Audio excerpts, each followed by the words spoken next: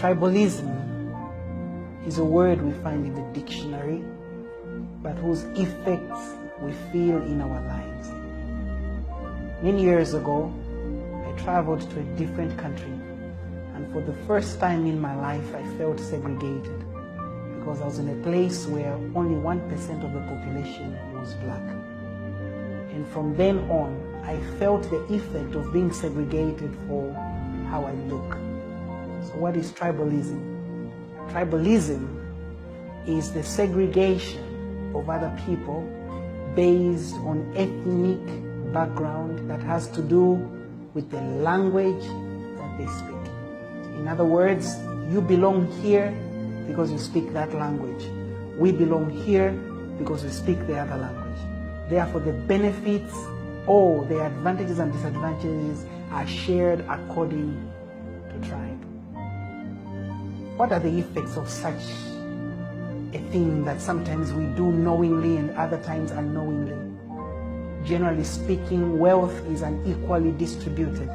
Opportunities are not distributed based on merit, but rather based on tribe. In other words, if somebody of a greater caliber, somebody who is the right person for the job, comes from a wrong tribe, we end up giving it to the right tribe. Imagine a driver, you're supposed to have a driver with a class CE to drive a big bus. And because you're a tribalist person, you end up giving the bus to a driver with a class B. That means the passengers are not safe. One of the effects of tribalism is retardation, lack of national development, lack of unity, lack of cultural and mutual symbiosis, which God designed for us in His natural equilibrium. Another effect is even amongst the same people that you are giving that cake to, you find that they will not eat a balanced diet of all the other cakes from the other 72 tribes. We have to combat tribalism. It's a decision that has to be made by each one of us. How do we do it? From the politicians to the students, from the clergy to the bus conductor, from the driver to the nurse, from the maid to the sewerman, every one of us, from the motivator to the lawyer, the judge and the cameraman, and to you out there watching and listening. It is our responsibility. How, Mubita, you ask me? Well, it's not easy, but just because it's hard doesn't mean it can't be done. Number one, be a fair person. Number two, be a balanced thinker. Number three, be logical. Ask yourself, this thing that has been done all these years for many centuries back, is it the right thing to do? Is it logical anymore that we continue on this path of secluding ourselves or denying other people of a different tribe?